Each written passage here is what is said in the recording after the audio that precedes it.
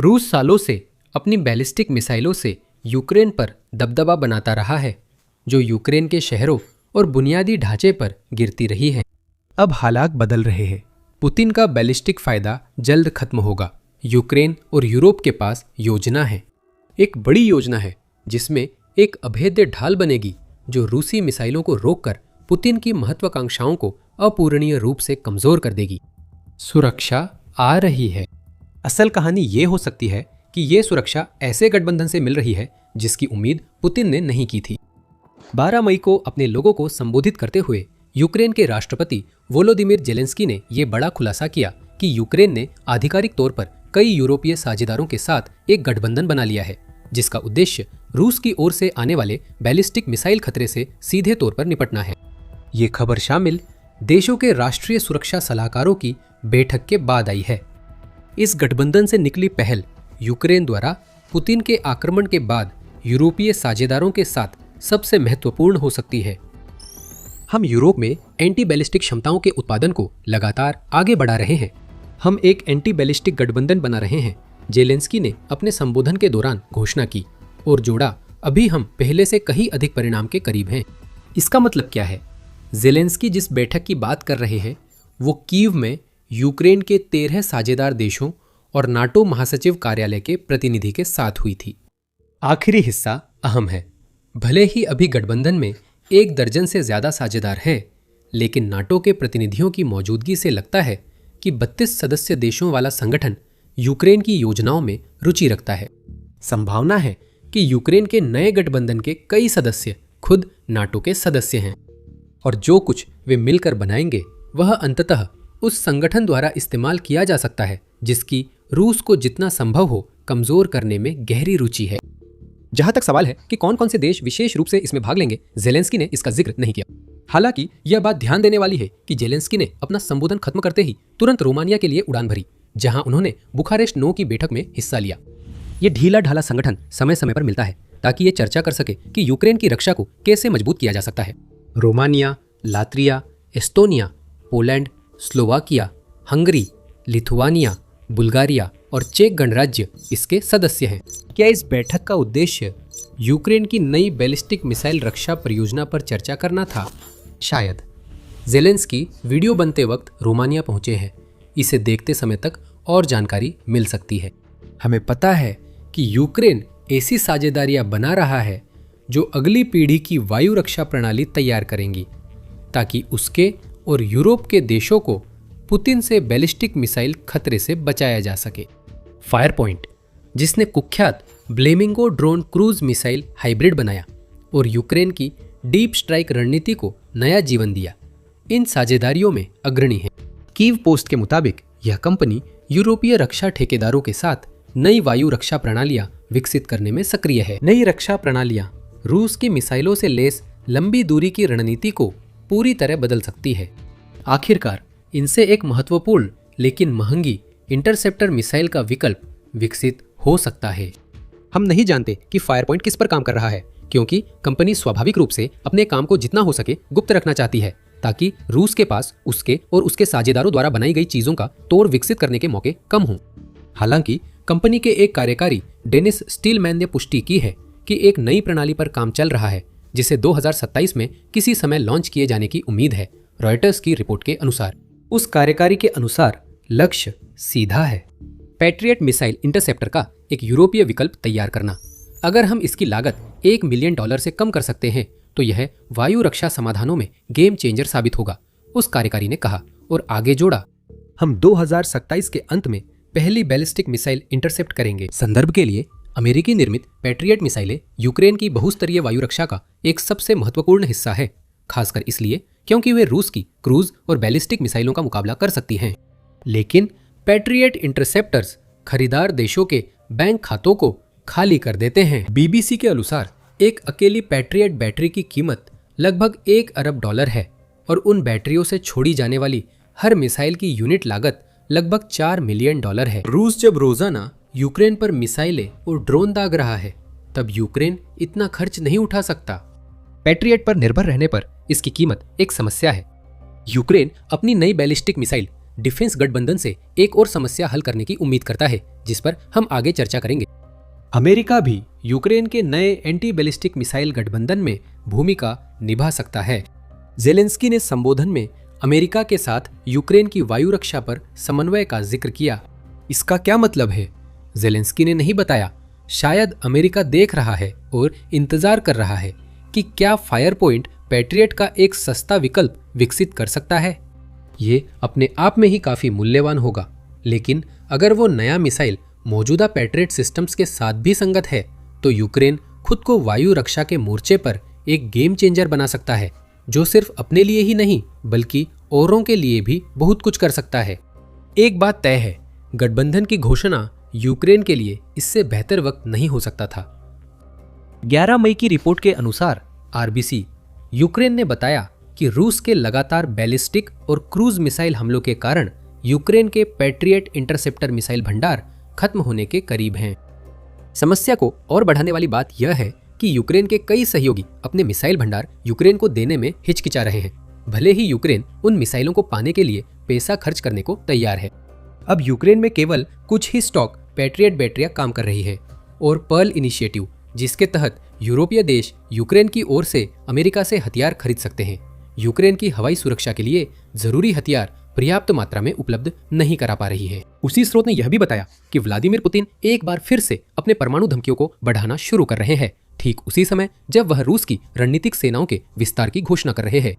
एक भाषण के दौरान व्लादिमीर पुतिन ने दावा किया कि अमेरिका के एंटी बैलिस्टिक मिसाइल संधि से बाहर निकलने के फैसले के बाद रूस को अपनी रणनीतिक सुरक्षा सुनिश्चित करने के बारे में सोचना पड़ा। वह संधि विशेष रूप से अमेरिका और रूस से संबंधित है, लेकिन व्लादिमीर पुतिन की कोई भी ऐसी बयानबाजी जो यह संकेत देती है कि वह रूस की बैलिस्टिक मिसाइल धमकी को बढ़ाने की कोशिश करेंगे, यूक्रेन के लिए निश्चित रूप से बुरी खबर होगी। यह तथ्य कि व्लादिमीर पुतिन ने रूस की ओरेशनिक मिसाइल का भी जिक्र किया, जो एक हाइपरसोनिक बैलिस्टिक मिसाइल है और जिसे आखिरी बार जनवरी में यूक्रेन के खिलाफ इस्तेमाल किया गया था, यूक्रेन के लिए एक और चिंता का विषय है। व्लादिमीर पुतिन ने यह स्पष्ट कर दिया कि इस खतरनाक मिसाइल को परमाणु वारहेड से लेस किया जा सकता है। सिर्फ यही बात यूक्रेन को सतर्क रहने के लिए काफी है, जहां उसे अपनी पूरी ताकत के साथ हर तरह की रक्षा व्यवस्था करनी होगी, क्योंकि व्लादिमीर पुतिन का यह रूप, जो अपने आसपास की दुनिया को नियंत्रित करने की कोशिशों में असफल हो रहा है, और भी अस्थिर होता जा रहा है। रूस की धमकियों और बयानबाजी से इतर यूक्रेन और उसकी एंटी बैलिस्टिक मिसाइल गठबंधन यूक्रेन की वायु रक्षा के सबसे महत्वपूर्ण पहलुओं में से एक को अमेरिका से अलग करने में अहम भूमिका निभा सकते हैं। और यही हमें वापस उसी दूसरे मुद्दे पर ले आता है जिसका जिक्र हमने पहले पैट्रियट्स के संदर्भ में किया था। लेकिन इससे पहले कि हम और गहराई में जाएं, एक छोटी सी बात।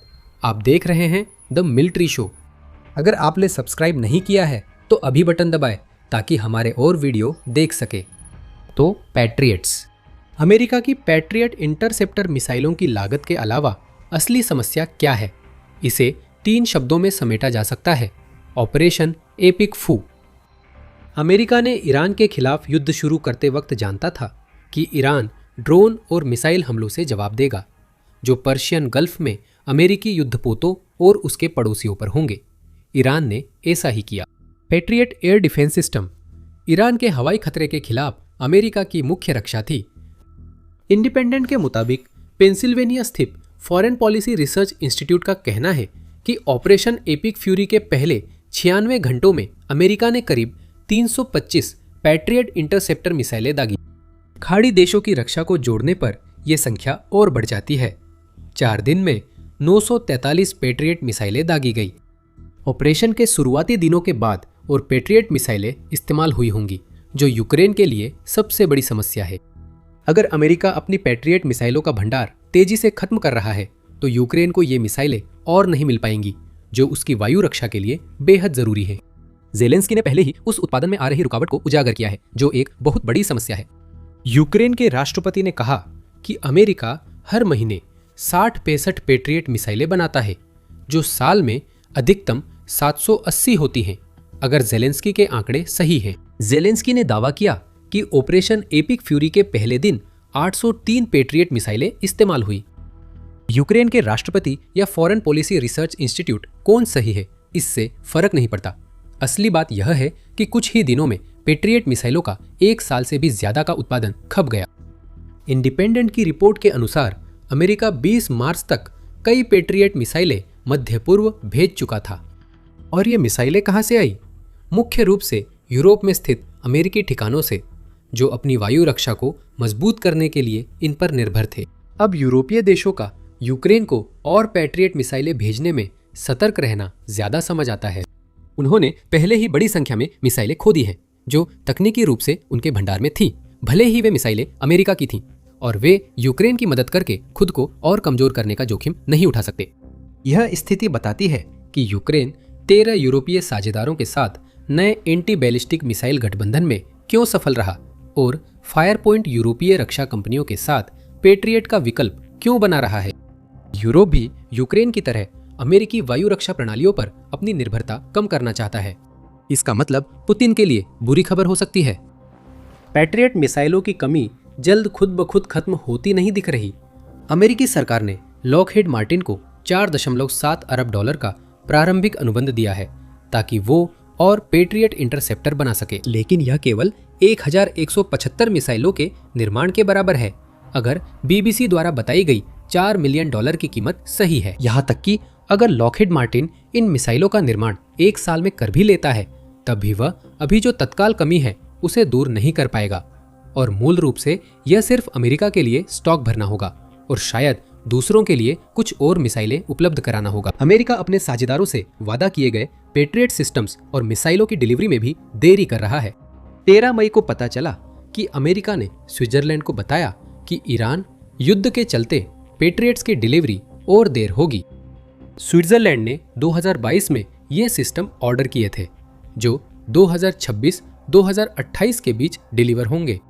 अलराबिया इंग्लिश के अनुसार यूक्रेन युद्ध से समय सीमा पहले ही 4 से 5 साल पीछे थी, और अब अमेरिका ऑपरेशन एपिक फ्यूरी व पुनर्निर्माण के लिए अधिक पैट्रियट हार्डवेयर रोक रहा है, जिससे समय और आगे बढ़ गया है। और सिर्फ इतना ही नहीं, स्विस सरकार का कहना है कि अमेरिका अब अपने पेट्रियट सिस्टम्स के लिए पहले से ज्यादा पैसे मांग रहा है, जितना कि 2022 में डील साइन करते समय मांगा था। अमेरिका के इस कदम ने स्विट्जरलैंड को वैकल्पिक आपूर्तिकर्ताओं की तलाश करने के लिए मजबूर कर दिया है, जिसमें दक्षिण कोरिया, फ्रांस, जर्मनी और इजराइल द्वारा विकसित सिस्टम्स पर विचार किया जा रहा है। स्विट्जरलैंड यूक्रेन के नए गठबंधन में शामिल हो सकता है अगर वह पहले से नहीं है। यूक्रेन और उसके यूरोपीय साझेदार अब पेट्रियट सिस्टम्स और मिसाइलों की स्थिर आपूर्ति पर भरोसा नहीं कर सकते। एक विकल्प की जरूरत है, और यही वह चीज है जो नया 13 देशों का गठबंधन देने जा रहा है। आइए देखें भविष्य में यूक्रेन और पूरे यूरोप के लिए इसका क्या मतलब है। पुतिन बहुत नाराज होंगे। ये शायद कोई संयोग नहीं है कि यूक्रेन द्वारा नए गठबंधन की घोषणा के लगभग उसी समय परमाणु और बैलिस्टिक मिसाइल वाली बयानबाजी भी तेज हो गई। अब पुतिन को जिन हालातों का सामना करना है वो ये है कि 13 देश यूक्रेन के साथ मिलकर उसी खतरे का मुकाबला कर रहे हैं जिसका इस्तेमाल वो अपने दुश्मनों को डराकर झुकाने के लिए कर रहे हैं। और इस बारे में कोई गलतफहमी मत रखिए, रूस एक बड़ा बैलिस्टिक मिसाइल खतरा पेश करता है। आर्म्स कंट्रोल एसोसिएशन के मुताबिक रूस के पास 19 तरह की बैलिस्टिक मिसाइलों का बड़ा भंडार है, जिनमें से कुछ यूक्रेन में गिर चुकी हैं। रूस के ओर्शनिक के इस्तेमाल को पहले ही कवर किया जा चुका है और उसकी इस्कंदर मिसाइलें यूक्रेनी आसमान में बहुत आम नजारा बन चुकी है। एसोसिएशन की रिपोर्ट के अनुसार इन बैलिस्टिक मिसाइलों में से कुछ 18,000 किलोमीटर तक की दूरी तय करने में सक्षम है, जिससे वे रूस के खिलाफ जाने वाले लगभग किसी भी देश के लिए खतरनाक बन जाती हैं।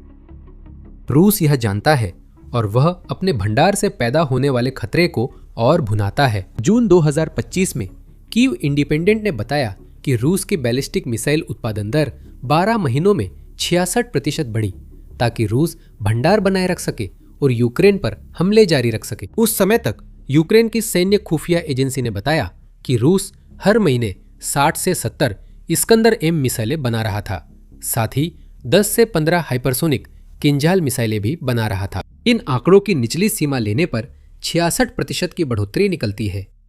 अगर हम ऊपरी सीमा को देखें तो रूस ने वास्तव में अपने बैलिस्टिक मिसाइल उत्पादन लगभग 89% तक बढ़ा दिया है।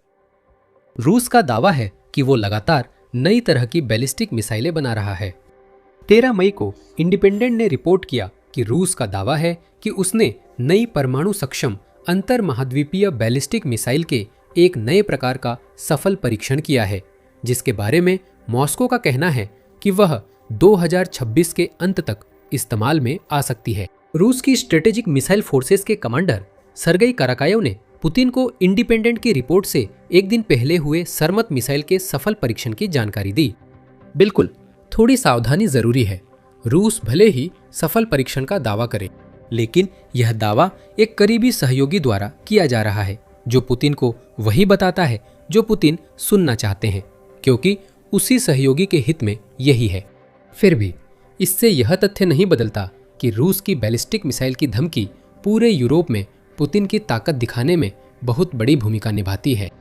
यूक्रेन द्वारा बनाई गई और 13 देशों को शामिल करने वाला एक गठबंधन जो उस खतरे से निपटने के लिए बना है, पुतिन के लिए सीधी चुनौती है। रूस के राष्ट्रपति भी इस बात से खुश नहीं होंगे कि ये गठबंधन प्रतीकात्मक रूप से क्या मायने रखता है। पुतिन की अधिकतर बातें यूरोप को बांटने के लिए होती हैं। रूस के नेता जो सबसे ज्यादा चाहते हैं वो ये है कि यूक्रेन का समर्थन करने वाले देश इतनी ज्यादा नौकरशाही लड़ाई और असमंजस में उलझ जाएं कि उनका यूक्रेन के साथ किया जा रहा काम कमजोर पड़ जाए। कुछ देश यूक्रेन को पैट्रियट इंटरसेप्टर मिसाइलें देने से इनकार करते हैं तो उन्हें लगता है उनकी योजनाएं सफल हो रही है। जब खबर आती है कि एक बड़ा गठबंधन यूक्रेन के साथ मिलकर किसी भी पहल पर काम कर रहा है, चाहे वो रूस की सबसे बड़ी धमकियों में से एक का मुकाबला करने के लिए ही क्यों ना हो, तो वो घबरा जाते हैं। प्रतीकात्मक रूप से यह गठबंधन उस एकता के स्तर को दर्शाता है जिसे पुतिन नष्ट करने की कोशिश कर रहे हैं। ये दिखाता है कि 13 देश यूक्रेन के भविष्य और संप्रभुता पर इतना विश्वास करते हैं कि वे उसके साथ बैलिस्टिक मिसाइल शील्ड बनाने को तैयार है, जिसमें सालों लग सकते हैं। ये बात पुतिन को संदेश देती है। यूक्रेन एक संप्रभु राष्ट्र के रूप में लंबे समय तक अस्तित्व में रहेगा और रूस इसके बारे में कुछ भी नहीं कर सकता। इसका मतलब है कि यूक्रेन न सिर्फ गठबंधन में बराबरी का भागीदार है, बल्कि इस पहल की अगुवाई करता हुआ दिखाई दे रहा है। ये पुतिन को संदेश देता है कि यूक्रेन अब केवल रूसी आक्रामकता से लड़ने के लिए साझेदारों पर निर्भर नहीं है, बल्कि अब वह रूस की महत्वाकांक्षाओं को खत्म करने वाली तकनीक का प्राप्तकर्ता ही नहीं, प्रदाता भी बन सकता है। पिछले कुछ महीनों में ही दुनिया भर के देशों ने अपनी रक्षा में मदद के लिए यूक्रेन की ओर रुख किया है या यूक्रेन के साथ मिलकर और भी प्रभावशाली हथियार बनाने के लिए काम किया है। कतर, सऊदी अरब और यूएई ने यूक्रेन संग 10 साल के रक्षा समझौते किए हैं। वे इंटरसेप्टर ड्रोन तकनीक ले सकते हैं। इसके बदले यूक्रेन को ईंधन, पैसा और हथियार मिलेंगे। यूके और यूक्रेन ने एक नई ड्रोन साझेदारी पर सहमति जताई है, जिसका उद्देश्य दोनों देशों को रूस के हथियारों का कम लागत वाला जवाब तक अधिक पहुंच दिलाना है। 12 मई को यूक्रेन और जर्मनी ने ब्रेव जर्मनी शुरू करने के लिए एक आशय पत्र पर हस्ताक्षर किए, जो यूक्रेन के ब्रेव 1 कार्यक्रम की शाखा है। उस समझौते के तहत यूक्रेन और जर्मनी मानव रहित प्रणालियां से लेकर लेजर, कृत्रिम बुद्धिमत्ता और मिसाइल तकनीक तक सभी प्रकार की तकनीकों के विकास पर मिलकर काम करेंगे। पुतिन बांटो और राज करो की नीति चाहते हैं, लेकिन परिणाम उल्टा दिख रहा है। यूक्रेन अब वह गोंद बन रहा है जो दुनिया भर के देशों को जोड़ता है और फिलहाल यही इसकी सबसे बेहतर स्थिति है। इन सभी समझौतों और एंटी बैलिस्टिक मिसाइल गठबंधन से हमें यह पता चलता है कि यूक्रेन यूरोप और खाड़ी क्षेत्र के कुछ सबसे मजबूत देशों के लिए एक अनिवार्य रक्षा साझेदार बन गया है। नया गठबंधन हिमखंड की सिर्फ चोटी है। अभेद्य बैलिस्टिक मिसाइल सुरक्षा कवच पहले ही विशाल है, लेकिन रूस की असली समस्या अब शुरू हुई है, क्योंकि यूक्रेन अब रूस की जगह दुनिया भर के देशों का विश्वसनीय रक्षा साझेदार बन रहा है। व्लादिमीर पुतिन बस देख सकते हैं और आशा कर सकते हैं कि नया गठबंधन जल्द नतीजा न दे। लेकिन हमने देखा है कि यूक्रेन कितनी तेजी से काम कर सकता है। हम शर्त लगाते हैं कि व्लादिमीर पुतिन की उम्मीदें उससे कहीं जल्दी टूट जाएंगी जितना वो सोचते हैं। रूस के राष्ट्रपति अपने यूरोप के अंदर मौजूद कठपुतलियों पर भी उस तरह की फूट डालने के लिए भरोसा नहीं कर सकते जिसकी उन्हें जरूरत है। अप्रैल के अंत में हंगरी में एक बड़ी घटना हुई जिसने महाद्वीपीय शक्ति संतुलन को व्लादिमीर पुतिन के खिलाफ कर दिया। विक्टर ऑर्बन जा चुके, पीटर माझियार आ गए। अगर आप हमारा वीडियो देखें तो जान पाएंगे कि ये व्लादिमीर पुतिन के लिए क्यों महत्वपूर्ण है। वीडियो पसंद आए तो द मिलिट्री शो को सब्सक्राइब करें और यूक्रेन के सैन्य विकास का विश्लेषण देखें। देखने के लिए धन्यवाद।